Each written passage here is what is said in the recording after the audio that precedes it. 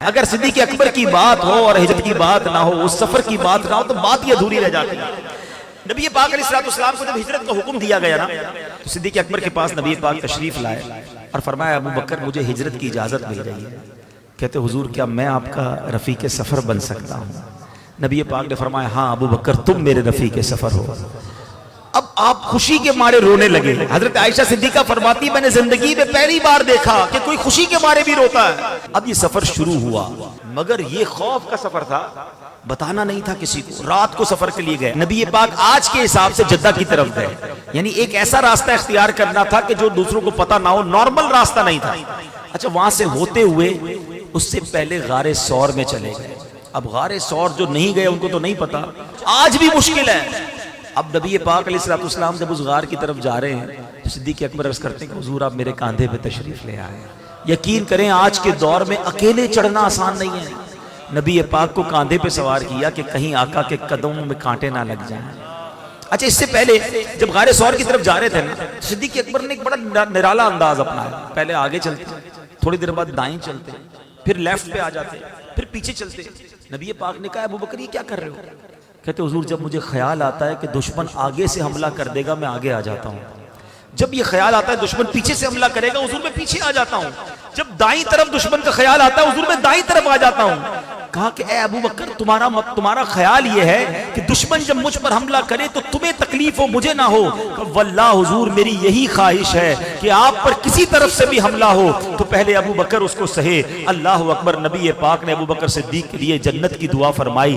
اب جب پہاڑ پر چڑھنے کا وقت آیا صدیق اکبر نے کاندھوں پہ اٹھایا، اوپر جاتے ہیں۔ غار کے اندر جانے سے پہلے، غار ویسے ہی بڑا خوفناک ہوتا ہے، نہ جانے کتنے جانور اندر پہلے سے موجود ہوں، کہ صدیق اکبر نے کیسے مزے لوٹے۔ وہ واقعی ایسا غار ہے کہ اگر دو بندے بیٹھ جائیں تو پیر سے پیر ٹکراتا ہے، سانس سے سانس ٹکرا رہی ہے۔ اتنی چھوٹی سی جگہ ہے، 3 دن اور 3 راتیں اللہ کے حبیب کے ساتھ ہیں۔ مگر سنو کیا کیا آپ نے، آپ اندر گئے، غار کو صاف کیا، محبوب کی آمد ہے، گویا تیاری کر رہے ہیں۔ دیکھا بہت سارے سوراخ ہیں، اپنی چادر کے ٹکڑے کیے، ہر سوراخ میں اپنی چادر کا ٹکڑا ڈالا، 1-2 سوراخ باقی رہ گئے، اپنا پیر رکھ دیا کہ حضور تشریف لائیں۔ طویل واقعہ ہے، نبی پاک تھک چکے تھے، آرام فرمائیے۔ آقا نے صدیق اکبر رضی اللہ تعالیٰ کی گود میں آرام فرمایا، اور اب سانپ ہے جو بھی دیدار مصطفیٰ چاہتا ہے، بڑی کوشش کی کہ صدیق اکبر انگوٹھا ہٹا لے، آپ نے انگوٹھا نہ ہٹایا، اور اب حضرت صدیق اکبر کے انگوٹھے پر وہ سانپ کاٹتا ہے، زہر ہے۔ اب سوال یہ ہے صدیق اکبر سے بڑا مفتی کون ہوگا؟ فتویٰ یہ ہے کہ جان بچانا فرض ہے۔ صدیق اکبر نبی پاک کو عرض کر سکتے تھے کہ حضور سانپ نے کاٹ لیا ہے، آپ تھوڑی دیر کے لیے بیدار ہو جائیں تاکہ کچھ علاج کر لیا جائے۔ آپ کے عشق نے گوارا نہ کیا، عشق کہتا ہے جان جاتی ہے تو چلی جائے، نبی پاک کے آرام میں خلل نہیں آنا چاہیے۔ مگر تکلیف کے عالم میں آنکھوں سے آنسو بہتے ہیں، اور وہ آنسو نبی پاک کے رخسار پر گرتے ہیں۔ آقا آنکھیں کھولتے ہیں، ابو بکر کس بات پہ رلایا؟ کہ حضور سانپ نے کاٹ لیا ہے۔ اللہ اکبر۔ نبی پاک نے کیا کیا؟ اپنا مبارک لعاب دہن نکالا اور صدیق اکبر کے انگوٹھے پر لگا دیا۔ صدیق اکبر کا وہ زہر کا درد جاتا رہا، سبحان اللہ۔ جہاں صدیق اکبر نے جان قربان کی، مقام صحبہ پر مولا علی کی گود میں جب نبی پاک آرام کر رہے تھے، سورج ڈوب رہا ہے، مولا علی سے بڑا عالم کون ہوگا؟ ارے مولا علی کو معلوم تھا نماز پڑھنا فرض ہے، مگر عشق علی نے گوارا نہ کیا۔ نماز جاتی ہے تو جائے، محبوب کے آرام میں خلل نہیں پڑنا چاہیے۔ پیارے آقا کی آنکھ کھلی، چہرہ افسردہ ہے۔ اے علی کیوں افسردہ ہو؟ عرض کرتے حضور جب سے ایمان لایا ہوں علی کی کوئی نماز قضا نہیں ہوئی۔ حضور آج سورج ڈوب گیا ہے، عصر قضا ہو گئی ہے۔ اللہ کے حبیب نے ہاتھ اٹھائے، ہاتھ کیا اٹھنے تھے، سورج کو واپس پلٹا دیا۔ پھر عصر کا وقت آتا ہے، پھر مولا علی نماز پڑھتے ہیں۔ یہ 2 عظیم واقعات ہیں، 2 سب سے بڑے ہم کہہ سکتے مفتیوں کے واقعات ہیں۔